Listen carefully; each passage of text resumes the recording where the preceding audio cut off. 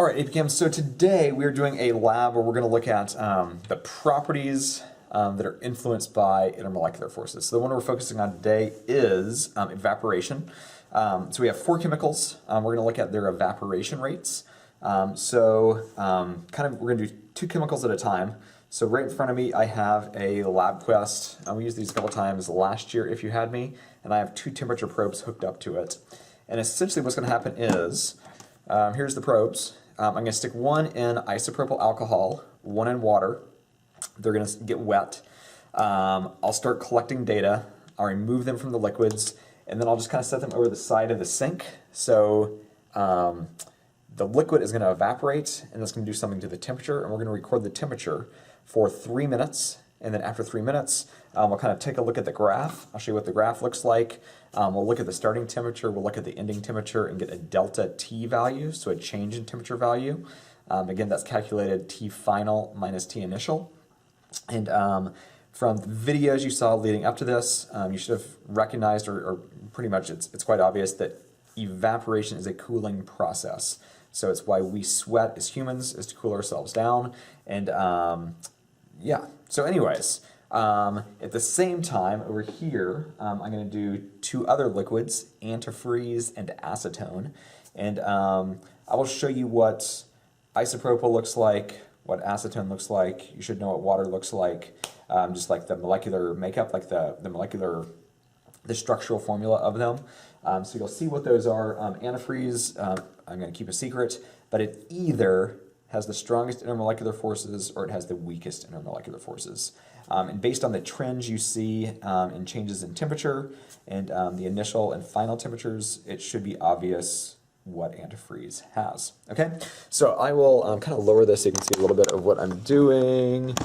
Sort of scoot it back a little bit. All right, so I'm going to go ahead and put temperature probe A, or the red one, in isopropyl, and the blue one, or number 2, in water.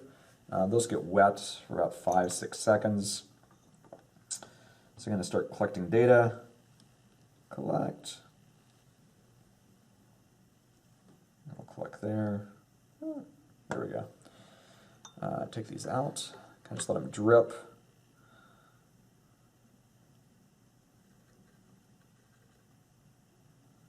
And I'm just going to move these over the sink. So if they drip, they're just dripping in the sink and not on the tiles and stuff like that. So that's going to happen there. At the same time, we'll come over here and in similar fashion, I'm going to stick channel 1 for temperature probe A in the acetone, and B in the antifreeze.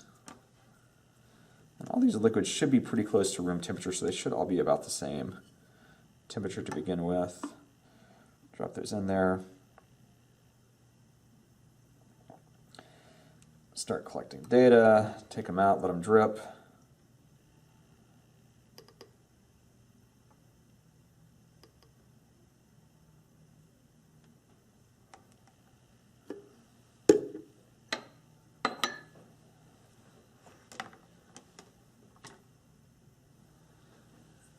All right, I'm going to turn off the, whatever it's called, camera, and then we'll come back in about 3 minutes.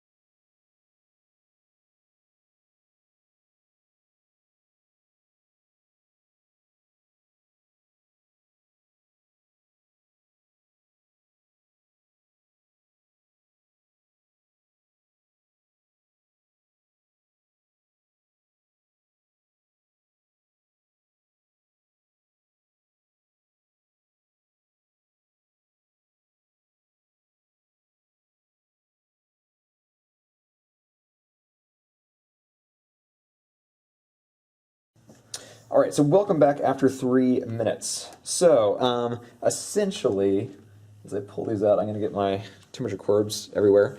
So if you can kind of replicate that graph, and let me see.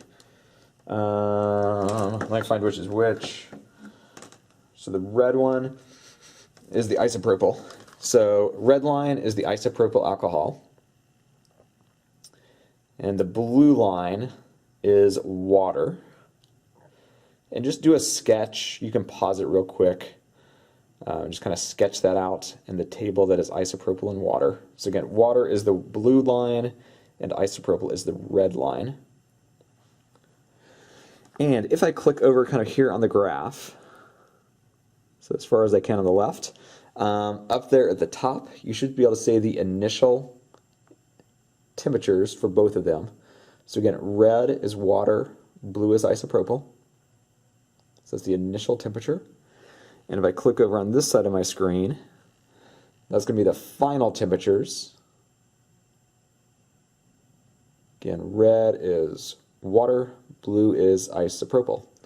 So record that, and then you'll calculate delta T. As I come over to my other data, let me see, red is going to be, okay, so red is going to be acetone this time. Oh, red is 2. All right.